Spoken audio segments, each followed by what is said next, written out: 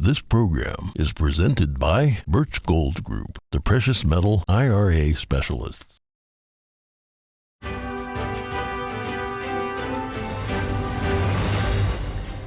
Good morning. Today's headlines: cars sliding down the road, millions without power, millions of people affected by the extreme weather that swept across parts of the U.S. yesterday. We have more on the conditions the nation faces. The National Transportation Safety Board reveals its findings on the Ohio train derailment. Find out why they believe the accident was 100% preventable. Yuma Regional Medical Center dealing with financial woes after spending around $26 million caring for illegal immigrants with nobody to foot the bill. We have takeaways from the GOP field hearing in Yuma, Arizona yesterday. Harvey Weinstein sentenced in Los Angeles yesterday. It could have him spending the rest of his life behind bars. We have more on his trial in LA. And what is the power of art? We spoke to an artist who believes firmly in it and asked him how he taps into it.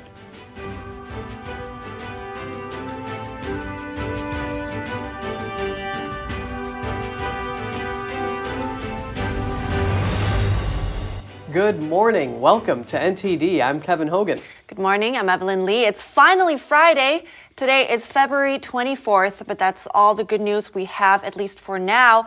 Extreme weather swept across parts of the U.S. yesterday. The winter storm has affected more than 70 million people.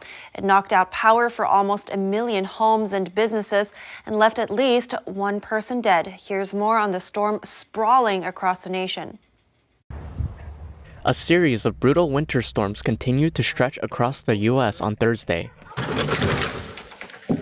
shutting down roads, schools, and businesses across parts of the country, and cutting power for nearly 1 million people. Officials say a volunteer firefighter was killed in Michigan after being electrocuted by a downed power line. Okay. That's not the way that you want to go down that hill. No. In Oregon, drivers slid down icy roads. I'm on 26. And almost a foot of snow paralyzed travel in parts of Portland. Quarter mile, Jefferson Street. Yeah, I keep some emergency items in my car. I had a blanket and I had some water and just trying to keep warm thoughts and not run my engine too long because, I didn't know how long we would be there. It was crazy, man. There was a tree fall in the middle of the highway, which was crazy. It was snowing at the same time, there's people walking. No. Still, some people managed to have some fun. They always have Snowmageddon on the news, and so we kind of ignored it. And, 11 inches later, here we are. And rare winter conditions hit California on Thursday. Much of the state was under high wind and winter storm warnings. Families could be seen playing in the snow near San Jose, and snow blanketing roadways in Joshua Tree National Park. San Francisco and even Los Angeles could expect snow up to 8 feet through to Saturday. The National Weather Service says another 18 inches of snow could be expected from Washington State to New England, with some spots expecting wind chills equivalent to minus 40 degrees. Reporting by Shiwen Rong, NTD News. Now for new developments on the toxic train wreck in East Palestine, Ohio. The National Transportation Safety Board released its initial report yesterday. Here's what they think caused the accident. This was 100% preventable. 100% preventable, says the National Transportation Safety Board. Today, releasing its initial read on what caused the toxic derailment crippling the small town of East Palestine, Ohio. During this deceleration, the wheel bearing failed. Car number 23 derailed. The NTSB saying it was an overheated wheel bearing on a single rail car that eventually set off a sensor alongside the train tracks, alerting the conductor to stop the train. We have no evidence that the crew did anything wrong. In all, 38 cars derailed, including several transporting chemicals. Surveillance video shows sparks and a bright light coming from underneath the train car in Salem, Ohio, about 20 miles from East Palestine. 3 trackside detectors picked up increased heating on the car where the fire eventually started, but it wasn't till a detector indicated heating of 253 degrees Fahrenheit over ambient temperature that the conductor hit the brakes to stop the train. We'll look at the temperature thresholds, which indicate immediate action once an overheated bearing is detected. Again, spacing and temperature are set by the railroads and vary considerably by railroads. That's essentially where the cars were piled up from here to there, right? Secretary of Transportation Pete Buttigieg visited East Palestine today, saying he could have come sooner, but didn't want to disrupt the cleanup or investigative work. We're going to be here day in, day out, year in, year out, making our railroads safer and making sure Norfolk Southern meets its responsibilities. Buttigieg called for stronger federal regulations for trains carrying chemicals through populated areas. The House Judiciary Committee takes their border hearing to the front lines. Congressional lawmakers, led by Chairman Jim Jordan, were in Yuma, Arizona yesterday. The apprehension of illegal immigrants has surged from 40 to over 1,000 per day, and the local hospital is facing mounting financial pressure. NTD's Melina Weisskopf has more. Lawmakers attempting to bring D.C. to the border crisis. According to Border Patrol agents, last night there were over 200 folks who crossed the border last night. We got to see the unfinished wall. Ahead of Thursday's hearing, meeting with leaders at the city's only hospital, which faces a unique challenge in caring for large amounts of people, roughly 300,000 people. That's triple the size of the city's entire population. Migrant patients are receiving free care. They have no ability to pay. We have no ability to bill anyone. We don't know their final destination. We don't know anything about them. We cannot provide completely free care to the residents of our community, so the situation is simply not fair and understandably concerning to them. The hospital now dealing with financial woes after spending around $26 million caring for illegal immigrants, mainly pregnant women with nobody to foot the bill. Isn't there some rule that says you can't send a child away from hospital without a car seat? Correct. CMS rule, we cannot do that. So we're buying all the car seats as we send them on the way and paying for all the health care, and you're $26 million in debt, basically. Correct. Democrat Ranking Member Jerry Nadler and Progressive Caucus Chairwoman Pramila Jayapal said in a joint statement, instead of focusing on real solutions to a complicated problem, Judiciary Republicans will once again not hear from any federal government witnesses at their hearing, further cementing this hearing as a brazen act of political grandstanding.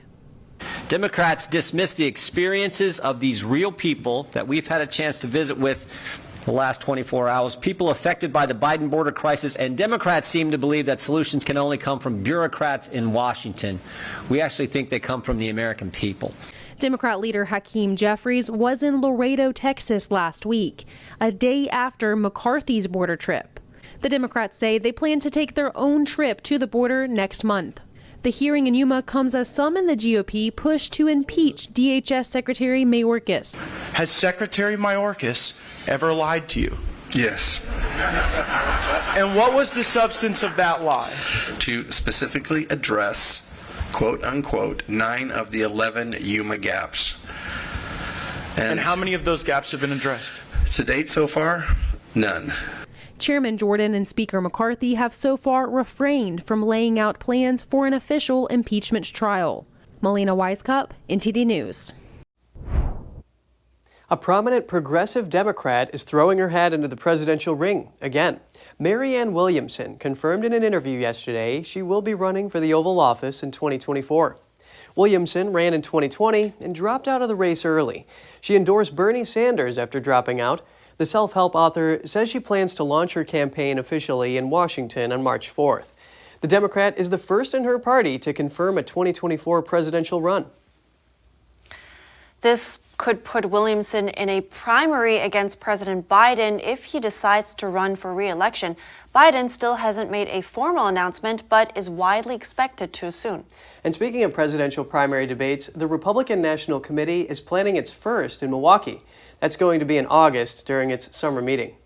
The RNC is still ironing out the criteria for participation. One of the requirements being discussed is for candidates to endorse whoever wins. RNC Chair Ronna McDaniel has stressed the importance of unified support for the nominee in order for the party to succeed. President Biden prepares to meet virtually today with G7 leaders and Ukrainian President Volodymyr Zelensky. The White House says they'll announce sweeping new sanctions against Russia and those aiding Russia's war effort. The White House has been watching for signs of Beijing offering the Kremlin stronger support for its war in Ukraine. Putin hosted a top Beijing diplomat at the Kremlin on Wednesday and said he was expecting Chinese leader Xi Jinping to visit Moscow in the coming months.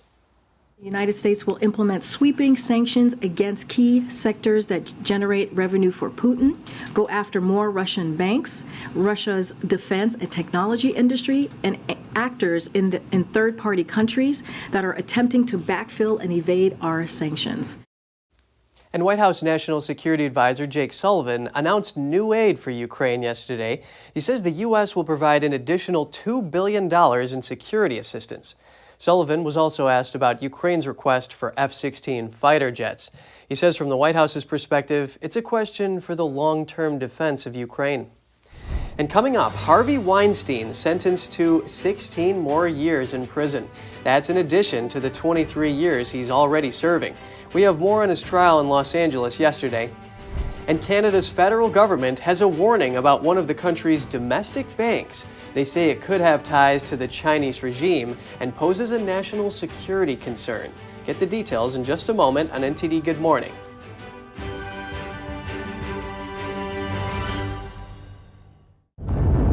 I was vaccinated because I'm a carer. I've had all three and I have the flu one as well. As far as the government is concerned, I believe they are doing the best thing for the nation. I just thought it was better that I get it done. I wanted to protect other people. The COVID vaccine has been hailed as a medical and logistical success. It's claimed that millions of lives have been saved, but there's growing evidence that the jab can have devastating consequences. They actually told my wife and two children that they had no hope, and if I did survive, it would be from the waist up. You take one for the team, so I took the vaccine, but now the team's run in the opposite direction. Just let people know that when it goes wrong, there's like no help at all. This vaccine is not completely safe and has unprecedented harms.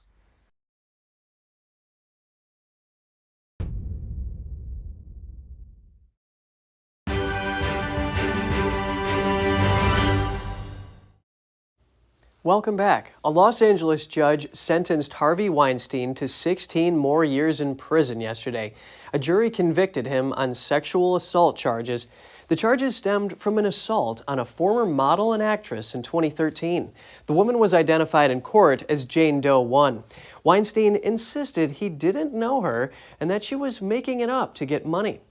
The prison term likely amounts to a life sentence for the 70-year-old. He will serve the sentence after completing the 23 years he received in 2020 for a similar conviction in New York. The Los Angeles jury acquitted Weinstein of charges relating to a second alleged victim and failed to reach verdicts on 2 counts involving 2 other women. Here's what the woman's attorney had to say after the sentencing. All of my 3 clients here wanted to be able to give a victim impact statement today at the sentencing hearing. The court denied my request. The issue is, did they have a right under the California Constitution to be able to speak at the sentencing even though there was no conviction for those 3 victims? In any case, I'm happy about the sentence today. Although my clients were silenced, defense attorneys argued that some of the women had consensual relations with Weinstein to advance their careers and said the other accounts were fabricated. Weinstein denies any wrongdoing and maintains he's innocent. Weinstein's attorney had asked for him to be allowed to serve the sentence concurrently with his ongoing 23-year term. He's appealing his previous conviction and is eligible for parole in New York in 2039.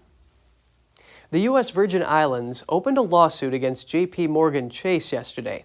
The lawsuit accuses the bank of aiding Jeffrey Epstein in sex trafficking. It's demanding the bank disclose more about its CEO's role in business dealings with Epstein. The lawsuit is seeking unspecified damages. In a filing in Manhattan federal court, the U.S. Virgin Islands said JPMorgan's wrongful conduct continued until at least August 2019. The bank is said to have agreed to provide documents only through 2014. It wants the documents for the next 5 years. The lawsuit identified Diamond as a valuable source of information about retaining Epstein as a client, as well as Epstein's referrals of prominent and wealthy potential clients. The filing says the referral relationship continued after Epstein stopped being a client. Diamond has not been accused of wrongdoing. JPMorgan is seeking the lawsuit's dismissal. The company did not immediately respond to requests for comment. In Canada, the federal government is warning that a domestic bank could be tied to the Chinese regime. Canada's finance minister says there could be national security concerns. Here are the details. Canadian Finance Minister Chrystia Freeland reportedly wrote a letter to 3 founding shareholders of Wealth One Bank of Canada late last year. In it, she said the 3 founders could be susceptible to coercion by the Chinese regime. Wealth One is a bank based in Toronto catering to Chinese Canadians. It was founded in 2016. 2 of the founders have property and investments in China. The Canadian Security Intelligence Service has been investigating the bank for national security reasons since 2021. Freeland also said in her letter that the Canadian government believes the 3 founders may have been involved in money laundering. She is giving them an opportunity to respond to the government's concerns. Wealth One said in a statement that the 3 shareholders are no longer directors of the bank, and that none of their shareholders have ever had a role in the bank's operations. Experts predict that global air travel will return to pre-pandemic levels in 2023. There is just one problem. The staffing situation at airports and airlines has not fully recovered. Airports in North America and Europe have announced they will limit flights during peak hours. Airports in North America and Europe are taking steps to avoid gridlock during the upcoming holiday travel season. The sudden rebound in air travel demand as the pandemic subsided caused chaos at some airports.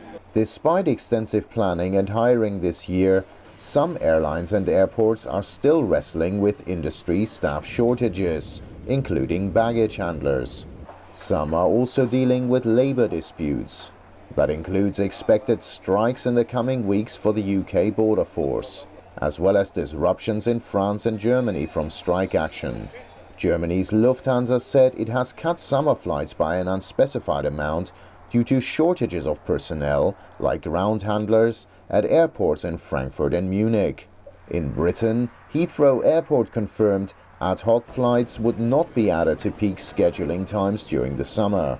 And Amsterdam's airport declared it would limit passenger numbers during the May vacation season. Canada is also preparing for a similar problem. Some airports have set hard limits on the number of commercial flights that can arrive or depart in any given hour during peak spring and summer hours. Kostemenes, NTD News. Whether you call them crawfish, crayfish, or crawdads, the freshwater crustacean is a prized menu item of Cajun cuisine. But extreme weather in the southeastern U.S. is impacting their size. Let's take a look. Whether you call them crawfish, crayfish, or crawdads, this freshwater crustacean is a prized menu item in the southeastern United States. But extreme weather in Texas has made this big part of Cajun cuisine smaller in size. The colder weather does affect the catch, yes sir. They're not as active and they're not as hungry. They go into a dormant kind of a phase.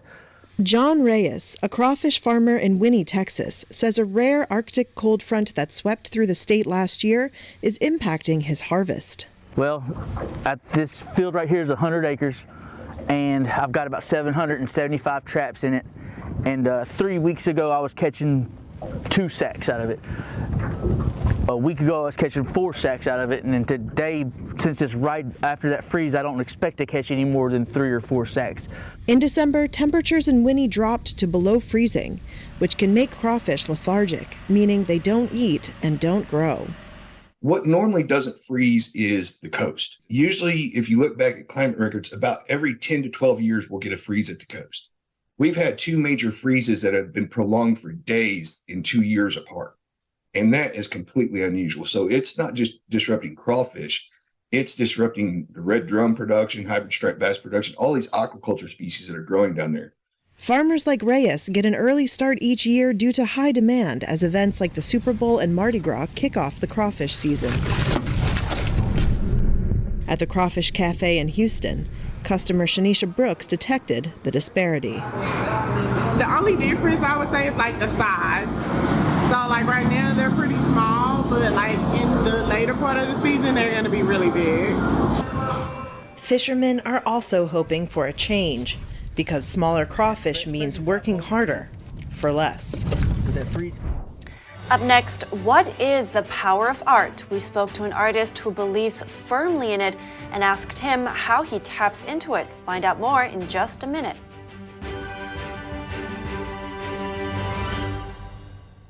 This is Stephen K. Bannon. I urge you to protect your savings from inflation by diversifying into a physical gold IRA from Birch Gold Group. Simply text the word NTD to 989898 and you'll get a free info kit on gold IRAs explaining everything.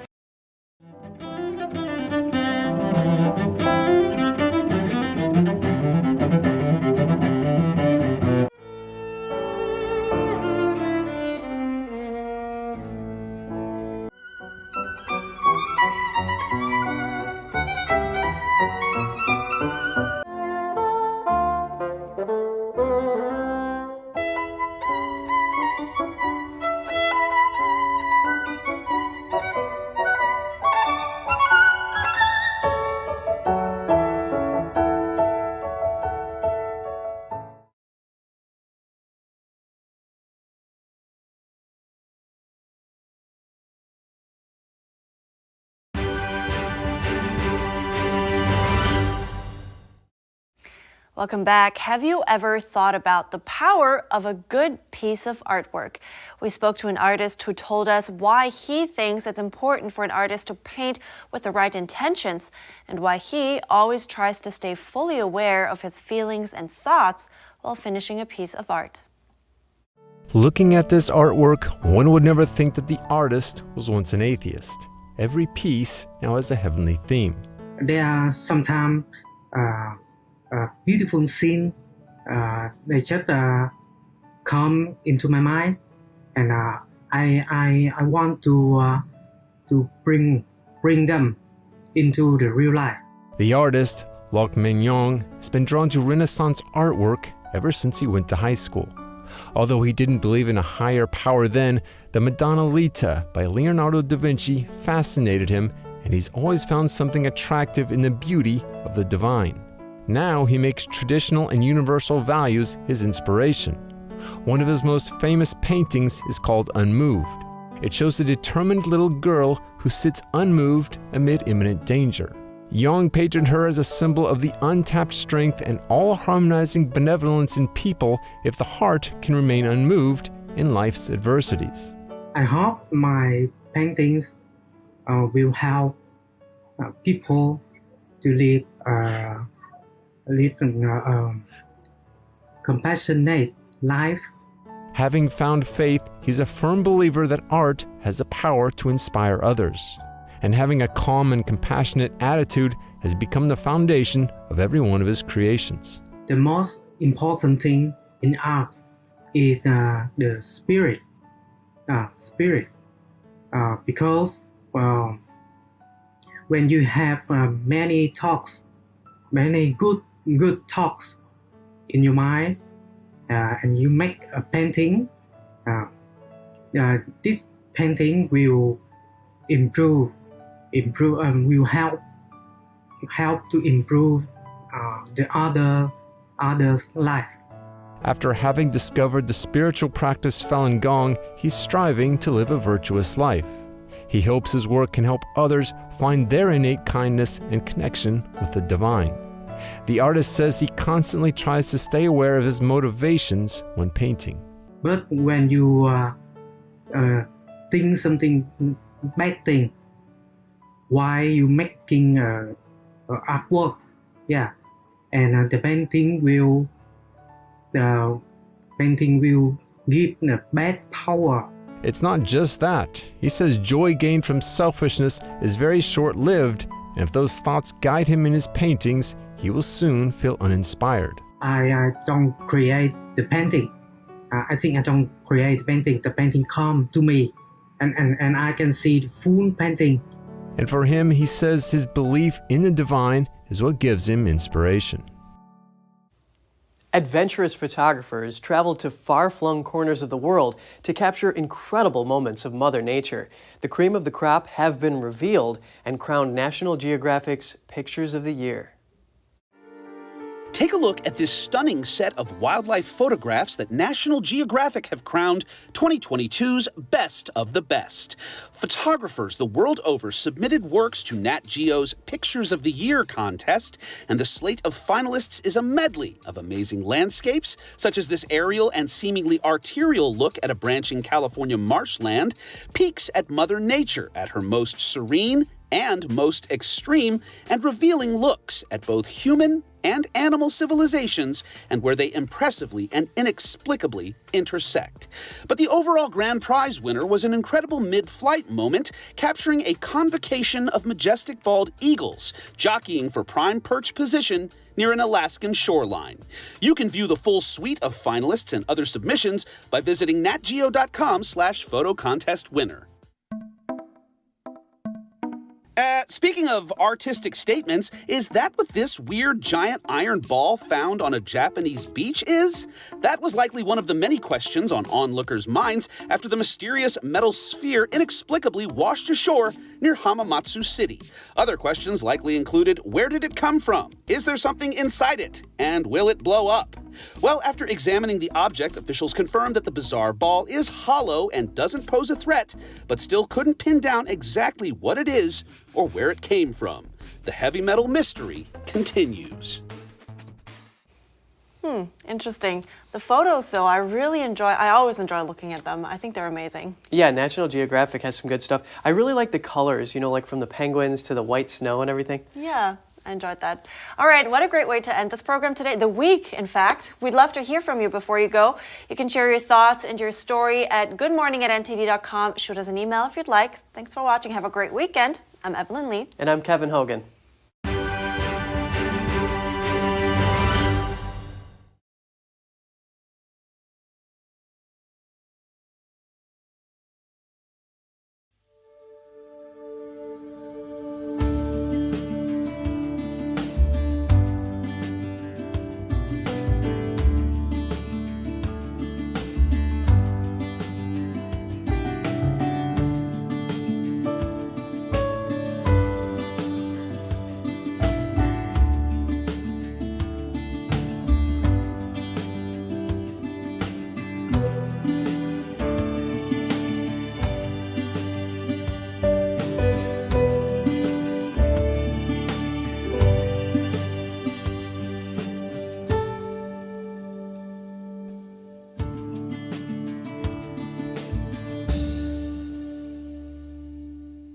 Thanks for watching us on YouTube. Did you know YouTube only keeps selective videos on its platform? So if you want to make sure you get the full picture, just subscribe to our newsletter.